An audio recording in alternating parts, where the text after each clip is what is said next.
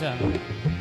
एक सर था जो झुका है श्याम के दरबार में,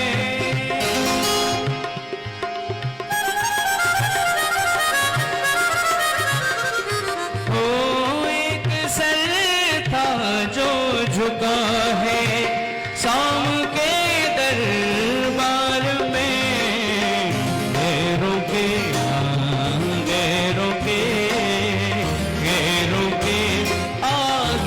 झुकाने की हमें फुर्सत नहीं, पैरों के आगे झुकाने की हमें फुर्सत नहीं, दुनिया वालों को मनाने की हमें फुर्सत नहीं, दुनिया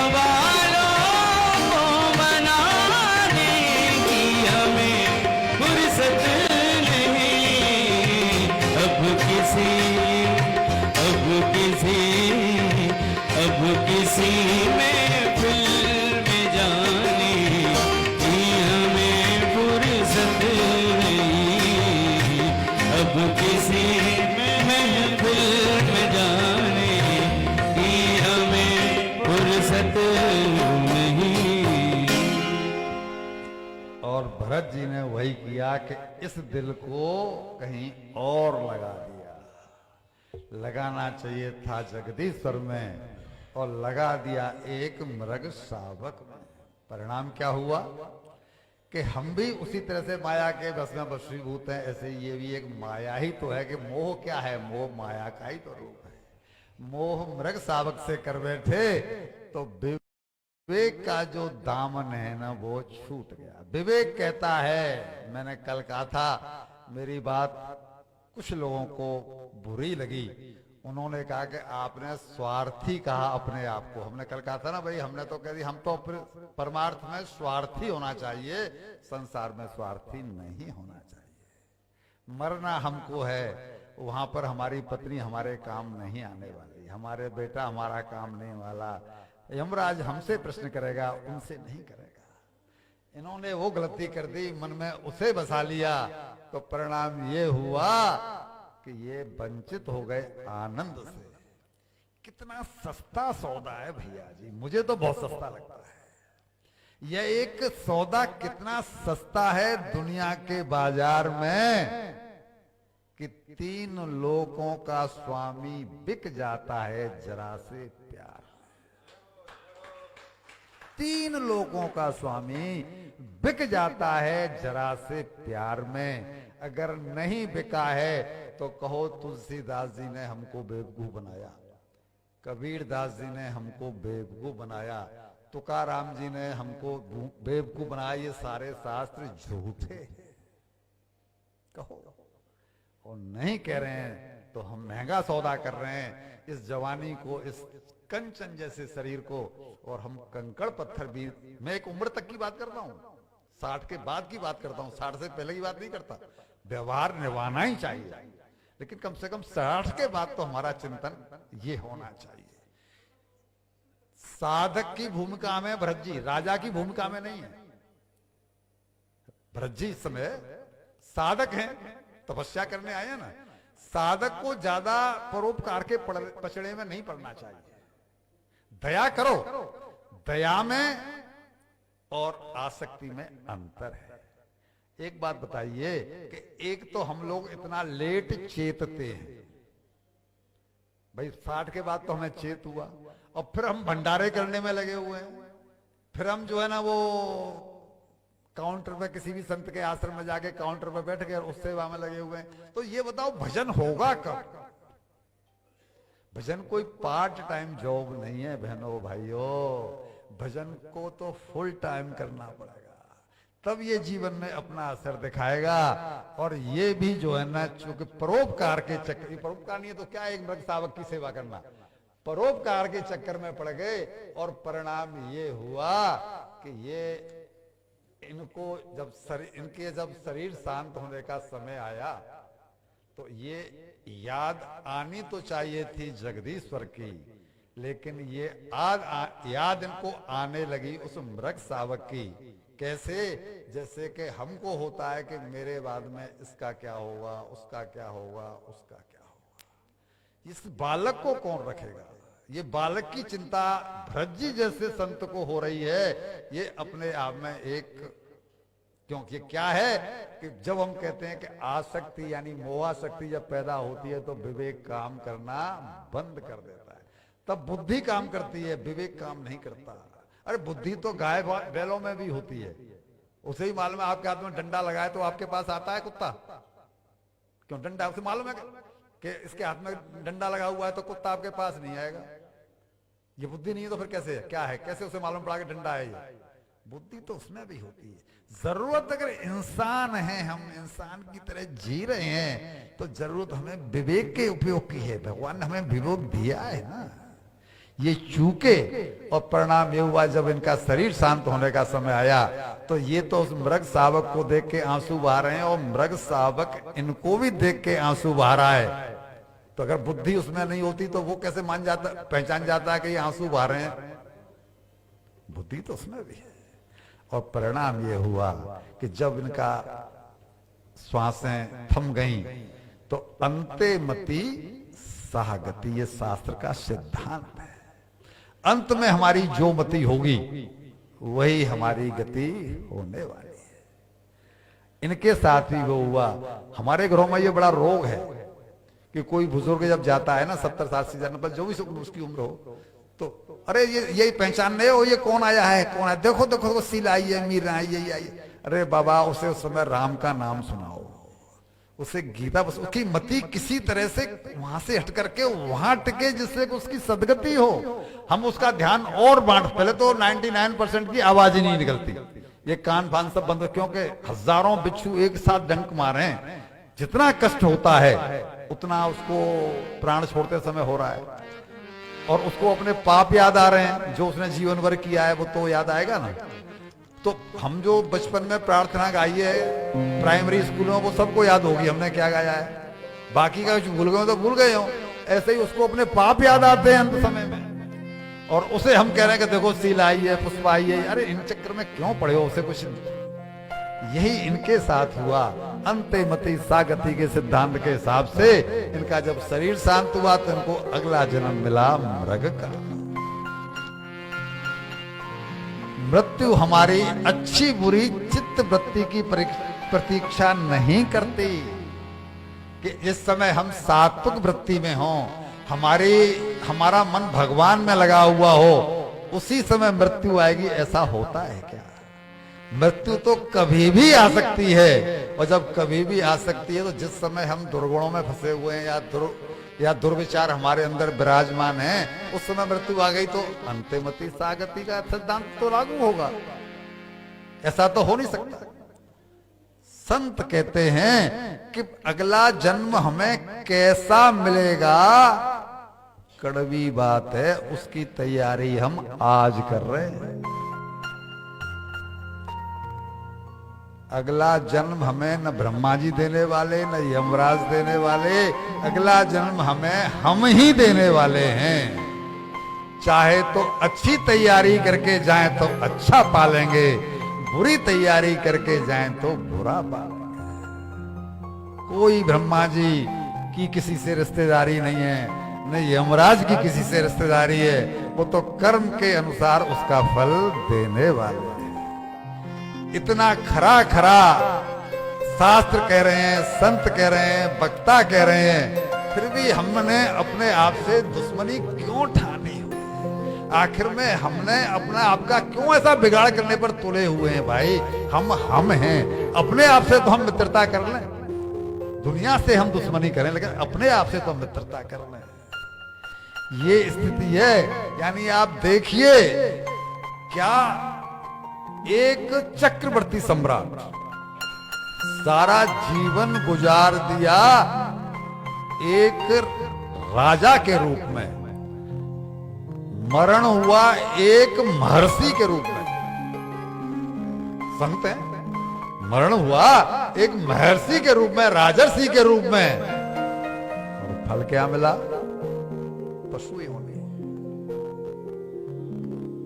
हर समय सचेत रहने की आवश्यकता है। अगर अपना कल्याण हम चाहते हैं तो सारी उम्र गुजार दी हमने भगवान की तलाश में। हम यहां काहे को आए हैं? भगवान की तलाश में। किसी तरह से ये जीवन धन्य हो जाए। सारी उम्र गुजार दी हमने भगवान की तलाश में, बस एक खुद को नहीं तलाशा, यही भूल हो गई। खुद को पढ़ लें तो सारे शास्त्र हमने पढ़ लिए, हम खुद को नहीं पढ़ते। ये देखते हैं कि ठाकुर साहब क्या कर रहे हैं, गुप्ता जी क्या कर रहे हैं, अग्रवाल जी क्या कर रहे हैं, बंसल जी क्या कर रहे हैं, सिंघल जी क्या कर रहे हैं। खुद को कभी नहीं देखते कि हम क्या कर रहे हैं, करणीय क्या है, अकरणीय क्या है, ये हम खुद नहीं सोचते। और जिसे देखो ये सबको पता है। यानी आप किसी भी गंवार से गंवार खड़ा कर दो, वो कहेगा अच्छाई क्या है तो वो यहाँ पे आधा घंटा तक भाषण दे लेगा। बुराई क्या है तो कोई भी आधा घंटा तक भाषण दे लेगा कि ये बुराई ये नहीं करना चाहिए। लेकिन खुद सब कान बंद करके रहते हैं, कोई सुन तो खुल नहीं रहा। एजुकेटेड फूल नहीं बने हम, वो वाकई में हम एजुकेटेड बने। जो हमारे पास गुण हैं उसको हम देख लें। अब इनको पश्चाताप होता जो हमने अभी सुनाया कि अगर मुझे इसमें ही फंसना था लाड़ प्यार में तो मैंने राजपाट छोड़ा ही क्यों? फिर तो मैं घर पर ही अच्छा था, मैं यहां पर आया क्यों? एक संत ने बड़ा बढ़िया लिखा है, जुर्म करो, जुर्म करने की आदत पड़ गई हो तो नहीं निठ रही है जुर्म करे बिना, तो वो कहता है कि जुर्म करो तो कोई ऐसा कि सजा मिले जुर्माने में। जुर्माना मिले तो सजा क्या दे ईश्वर? सजा मिले जुर्माने में। जीवन बीते वृंदावन में और मौत मिले बरसाने में। जीवन बीते वृंदावन में, मौत मिले बरसाने में। अगर नहीं निठ रही है तो भाई ऐसे पाप। कितने ऊंचा मैंने नाम लिया, यानी भरत जी कितने ऊंचे परिवार के हैं, सतदेव जी के कुल के हैं। ये वन में रह करके भी, संत बन करके भी अपना कल्याण नहीं कर पाए। और हम सुनाएंगे आपको प्रहलाद जी का प्रसंग। प्रहलाद जी दैत्यों के बीच में रह करके, दैत्य कुल में जन्म लेकर के और भगवान के प्यारे भक्त हुए। बिल्कुल वही है, सावधानी हटी और दुर्घटना। इसे कौन नहीं है, सबको पता है, लेकिन सावधानी नहीं है। हितोपदेशक ग्रंथ है, उसमें लिखा है यदि सत्संग निरतो भविष्यसि भविष्यसि, यदि दुर्जन संसर्गे पतिष्यति पतिष्यति। सत्संग जब कर पाओ तब कर लेना, नहीं कर पाओ तो मत करना तो भी चलेगा, लेकिन कुसंग को तो आज से और अभी से छोड़ दो। क्यों? कि जब कुसंग छूट जाएगा तो सत्संग तो होगा ही। ये मोबाइल की लत भी एक कुसंग से कम नहीं है। हमारी तो, मैं ताज्जुब करता हूं साहब, मैं अभी दिल्ली से गोवा से कथा करके लौट रहा था, तो जो गुजराती बुजुर्ग मेरे ही कंपार्टमेंट थे वो लोग, पैसे वाले थे दोनों, AC 2 टायर का टिकट उनके पास भी था। अब वो मैंने देखा कि जब से वो चढ़े उन्होंने मोबाइल में वो वीडियो देखते रहे। उनको ये भी लिहाज नहीं था कि और लोग भी यहाँ बैठे हैं। अब वो कभी बड़े बड़े जोर से हंसते थे अपने मन में, क्योंकि वीडियो देख रहे हैं वो। और मैंने देखा कि जब तक मुंबई हम उतरे तब तक वो वीडियो ही देखते रहे। क्यों? बुजुर्गों का मन कैसे लगे। समस्या ये है कि नहीं है कि मन कैसे लगे, और मन को या तो लगा दो जगत में या लगा दो जगदीश्वर में। उन्होंने मन को बहलाने का तरीका केवल वीडियो देखने लगा। और मैं दावा करता हूं, मैं नाम तो किसी का ले रहा, 80% लोगों को यहां भी जो बैठे हैं उनको आदत यही होगी कि वो समय पास करने के लिए वीडियो का ही सहारा लेते हों। टाइम पास होता ही नहीं, कोई रास्ता ही नहीं है, क्योंकि सत्संग जैसे जल्दी से मिलता नहीं। मिलता है तो हम लोग, किसी को पैसे की समस्या है, किसी को कोई समस्या है, किसी को कोई समस्या है, उसके कारण नहीं ले पाते। और परिणाम ये होता है कि टाइम पास करने के लिए गार्डन में जाओ तो गार्डन में वही हाल है, किसी भी गार्डन में चले जाओ, कहीं भी चले जाओ, लोग बड़े बूढ़े बैठे हैं, कोई काम तो है नहीं, मन लगता नहीं, जीवन को बेकार किए चले जाओ। आइए आगे बढ़े, क्योंकि मुझे आदत है कि मैं आपके भले की जब कहता हूं तो बह जाता हूं। आपसे भले, आपके भले से मतलब होना ही चाहिए कि उन बातों पर ध्यान खींचा जाए जहां हमारी कमी है। और अगला जन्म इनको ये याद तो बना रहा, हमने बताया था, अब फिर बता दे एक बार कि तुलसी जी ने बड़े मतलब का एक दोहा लिखा है। तुलसी प्रभु श्री राम को रीझ भजो या खींच, यानी बिना मन के खींच करके, गुस्सा में, मजबूरी में, रीझ भजो या खींच, या फिर प्रसन्नता से। रीझ मतलब प्रसन्नता से, खींच मतलब गुस्सा में। तुलसी प्रभु श्री राम को रीझ भजो या खींच, परिणाम देगा ही देगा। क्या प्रमाण है? प्रमाण ये है कि उल्टा सीधा उगत है खेत पड़े का बीज।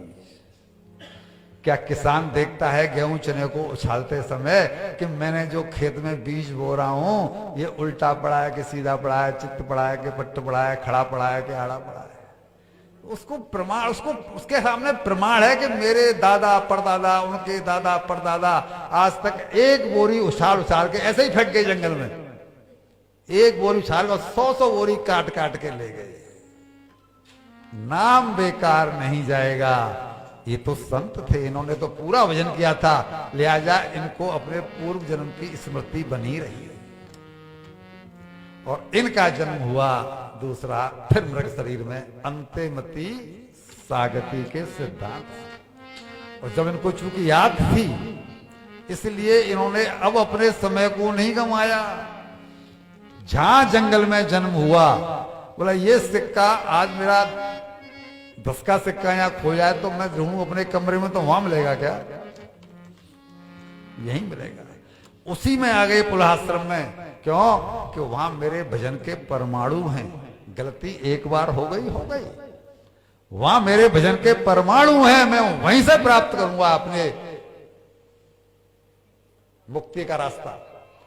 और आकर के गंडकी नदी में प्रवेश कर गए और आधा शरीर डुबो करके और वहीं पर भजन करते गंडकी नदी में।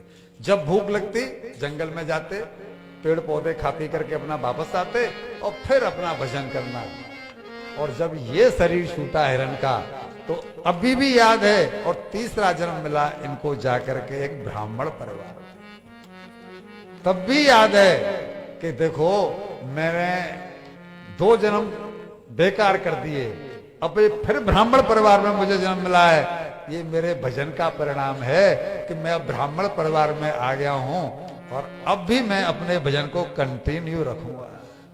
परिणाम क्या हुआ? पिताजी चाहते हैं कि ये कर्मकांडी पंडित बने, ब्राह्मण परिवार में जन्म लिया है, विद्वान बने, तो वो इनको पाठ पढ़ाते हैं। लेकिन इन्होंने उनको एक गायत्री मंत्र तक याद करके नहीं दिया। क्यों? इसलिए कि आज मैंने इनको एक गायत्री मंत्र सुना दिया तो कल कहेंगे कि ये पढ़, परसों कहेंगे कि ये पढ़, और मालूम पड़ा कि मुझ पढ़े लिखे को पढ़ाने की जरूरत क्या है बाबा? अच्छा, हम कोई कम पढ़े लिखे? एक श्लोक जो अभी सुनाया, रीझ भजो चाहे खींच, तो क्या जरूरत है ज्यादा पढ़ने की? महिलाएं घर में कोई कहे वो दिन के 12 घंटे काम करती हैं, ऐसा है क्या? घंटा 2 घंटा 4 घंटा तो मिलता ही होगा फुर्सत में। तो बजाय चैटिंग करने के अगर उस काम को कर ले, माला लेके बैठ जाए, तो क्यों नहीं किया जा सकता? लेकिन अपने कल्याण की चिंता तो, जो कल हमने सुनाया था ना कि मेरे कपड़ों में आग लगी है, मुझे मालूम पड़ी है कपड़ों में आग लगी है, तो मैं भागूंगा ना स्विमिंग पूल की तरफ। जब मुझे पता है कि मेरे कपड़ों में आग लगी है, मैं फिर भी अगर स्विमिंग पूल की तरफ नहीं भाग रहा हूं इट मीन्स मैंने मान लिया कि मुझे तो मरना ही है। क्या करेगा? उन्होंने वेदाध्ययन कराने का प्रयास किया पंडित जी ने, मगर इन्होंने नहीं किया। हर समय ईश्वर चिंतन, क्योंकि विवेकी व्यक्ति का एक ही चिंतन होगा। विवेकी व्यक्ति का, संसारी व्यक्ति की बात नहीं कर रहा हूं। विवेकी व्यक्ति का एक ही चिंतन रहेगा कि मौत का क्या ठीक, कब आ जाए, पता नहीं कब मृत्यु ग्रंथ के पंख प्राण खग खा जाए। पता नहीं कब मृत्यु ग्रंथ के पंख प्राण खग खा जाए। पता नहीं कब हंस देह तज नील गगन में उड़ जाए। पता नहीं कब हंस देह तज नील गगन में उड़ जाए। साथ नहीं जाएंगे बंदे, ये परिवारी जन साथ नहीं जाएंगे बंदे। घर परिजन जाए माया, एक धर्म और कर्म दूसरा, इन दो की होगी छाया। एक धर्म, कर्म से मतलब सत्कर्म, एक धर्म और एक कर्म, इन दो की होगी छाया। कुछ काम नहीं आने वाला। ये बात भरत जी को पता है, हम लोगों को पता, क्योंकि हमने निश्चय कर लिया, गांठ बांध लिए, वो भी घुर्रके के संग में ही जाएंगे ही। जड़व्रत लोगों ने इनका नाम रख दिया, क्यों कि मूर्खों की तरह से कहीं भी पड़ गए, क्योंकि वो तो आत्मचिंतन में है। कपड़े हैं तो ठीक, नहीं है तो ठीक। ये सबसे छोटे हैं और ये 9 भाई हैं। भाभियां जो भी बचा कुचा जो भी सामने रख देती खा लेते। एक बार भेज दिया, खेत की रखवाली में तू पढ़ता नहीं है, कोई काम करता नहीं है, तुझे खिलाएगा कौन? और यहाँ वृतांत है कि भरत जी काफी हट्टे कट्टे थे, क्योंकि चिंता खाती है ना शरीर को। तो हम लोगों को चिंता तो 5 साल स्कूल में गए और चिंताएं सवार हो गई। वो 3 साल 5 साल क्यों होमवर्क करना है, ये अपने आप में चिंता नहीं है। टीचर ने जो होमवर्क दिया है ये पूरा करके ले जाना है, तो उस बालक को चिंता लगी रहती होती होगी। और फिर चिंता उसके साथ माँ को लग जाती है कि इसका होमवर्क पूरा कराना है। अब चिंता 5 साल की 3 साल बच्चा जब भी स्कूल से गया, अब वो जब तक जीता तब तक चिंता ही चिंता, चिंता ही चिंता, चिंता ही चिंता। तो शरीर भले ही मोटा है तो भीतर से घुल जाता है, नहीं तो पतले हम जैसे तो लोग हो ही जाते हैं चिंता कर करके। इनको कोई चिंता नहीं, चिंता नहीं है तो मोटे ताजे तो हैं, जो भी भाभीियों ने दे दिया खा लिया, नहीं दिया तो नहीं दिया। जंगल में पड़े हैं तो पड़े हैं, बरसात पड़ रही है तो पड़ रही है, क्योंकि ये लोग जो ज्ञानी लोग होते हैं वो तो आत्म भाव में जीते हैं। हम शरीर है ही नहीं, ये चिंतन होता है। यह शरीर धन और प्रतिष्ठा कमाने को नहीं मिला है। विदुषाम यच्च वैदुष्यम मुक्तेन भुक्ते, जीवन मुक्त होने के लिए ये शरीर मिला है, ये भोग विषयों के लिए नहीं। उसके लिए तो पशु शरीर है ही, हम भोग के उन सबको तो आए ही आए हैं। भैया जी चतुराई चतुर बनने में नहीं है, बल्कि कल्याण कर लेने में, पैसा कमाने में। तो क्या वेश्या कम चतुर होती है? कान पकड़े हुए मैंने, पैसा तो वो भी कमा लेती है। श्लोक चौपाई भी सुना देता हूं। परधन परमन हरण को तो वेश्या बड़ी प्रवीण, तुलसी हो नर चतुर हैं जो राम नाम लवली। चतुराई उसमें नहीं है। ये भूल हम जब भी छोड़ देंगे बात बन जाएगी, बात बन जाएगी, बात बन जाएगी। एक बार हुआ ये कि एक डाकुओं के सरदार ने पुत्र प्राप्ति के लिए नर बलि देने का निश्चय किया, और उसने जिस व्यक्ति को पकड़ा था नर बलि देने के लिए, वो व्यक्ति संयोग से उसके छूट के बाकी आप जो भी कारण रहा हो, अब उसने अपने लोगों को दौड़ाया कि किसी दूसरे आदमी को पकड़ के लाओ, क्योंकि सुबह ही बलि देनी है। भरत जी उनको मिल गए, वो जंगल में पड़े हैं। और जंगल में जब पहुंचे वो, तो उन्होंने बोला कि तू चल हमारे साथ, वो कहा? बोला हमारे सरदार को तेरी जरूरत है। बोला क्यों? बोला उनको नरबली देनी है, तुझे हम मारेंगे और देवी को प्रसन्न करके एक नया बालक हमें मिलेगा पुत्र प्राप्ति की कामना से। तो चलो, जो शरीर मान रहा है अपने आप को, मरने का डर तो उसको है, आत्मा तो अजर अमर है, उसका तो कभी मरण। चलो, उन्होंने खूब बढ़िया से बढ़िया खिलाया पिलाया, बहुत बढ़िया नहलाया धुलाया, कपड़े अच्छे धारण कराए, और जब सुबह आया तो काली माँ के सामने उनको बिठा दिया। काली माँ के सामने बिठा दिया और बोला गर्दन नीचे करो। गर्दन नीचे कर दो। एक श्लोक आता है, ये संत लोग जो है ना इस भाव में जीते हैं, यद भावी तद भवत्येव, जो जब होना है वो हो करके ही रहेगा।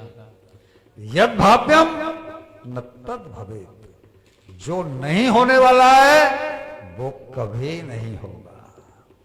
इति निश्चित बुद्धि ना, बुद्धि में केवल इतनी सी बात बैठ जाए, यानी निश्चय हो जाए, तो न चिंता बाधते क्वचित, जरा भी चिंता व्यक्ति को नहीं होगी।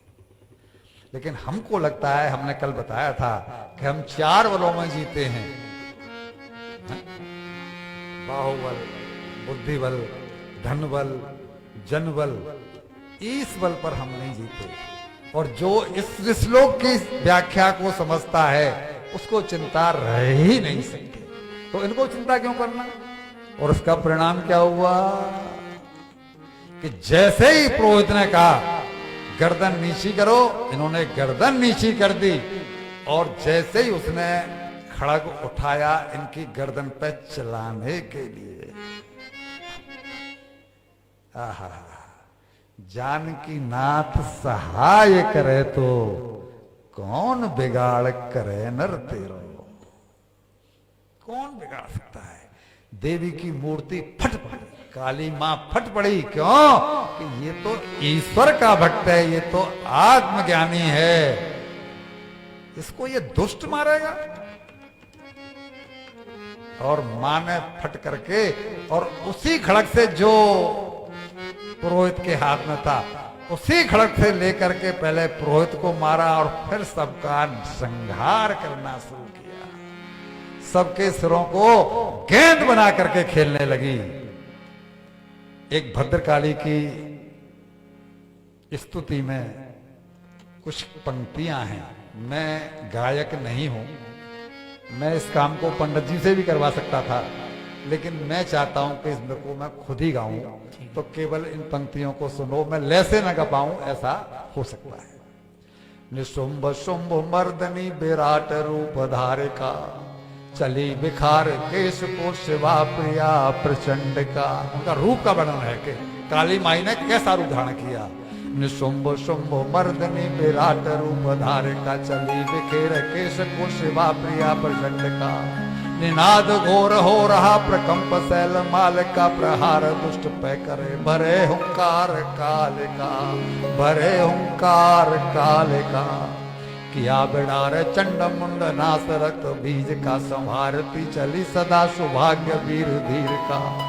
कपाल मुंड हाथ में त्रिशूल खड़ग सोता, कराल काल भी डरे कृपाल रूप मोहता। वही बनी दयामयी अनंत प्रेम दायिका, कृतापहारिणी बनी विकार शोभाषिका। सुमातु मातु अंबिका विनष्ट लोभ को करो, सुमातु मातु अंबिका विनष्ट लोभ को करो। पुनीतदार प्रेम की सुनाते भावना भरो।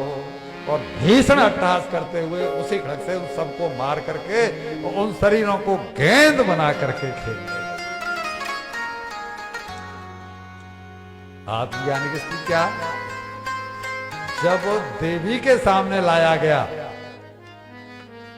तो देवी मां को भी प्रणाम नहीं किया। कल शंकर जी का प्रसंग सुनाया था। शंकर जी तो प्रणाम करते हैं तो परमेश्वर को, आत्मज्ञानी प्रणाम करता है तो परमेश्वर को। ये देवियां, ये देवता, ये तो हमारी रक्षा में हैं ही, अगर हम उनके हो जाएं तो। भाई पवन देव, उनका काम क्या है? हवा चलाना है? सूर्य देव प्रकाश देना। उनका वो तो एक कैबिनेट है, जैसे कि मोदी जी का कैबिनेट, उसमें सबको डिपार्टमेंट अलग अलग दे दिए, ऐसे ही सब देवताओं को मिले हुए हैं। हम तो अंश उसके हैं, हमारी देखभाल तो वो कर ही रहा है, लेकिन हम उसको अपना माने तो। हम उसको मानते ही नहीं, कभी याद ही नहीं आती उसकी हमें, तो वो क्या करें इसमें। तो इन्होंने न तो बचा लिया तो भी प्रणाम नहीं किया, जैसे आए थे वैसे ही चले गए, और फिर कहीं पड़े। प्रसंग को लंबा नहीं खींचते हैं। और एक बार ये हुआ कि सिंधु शोभीर देश का राजा रहुगण, यहां भी रहस्य एक है, यहां भी ध्यान खींच रहा हूं आपका। वो जा रहा है कपिल देव जी के पास, जो कल कपिल देव जी का प्रसंग सुनाया था हमने। कपिल देव जी का आश्रम कहां पर है अब आजकल?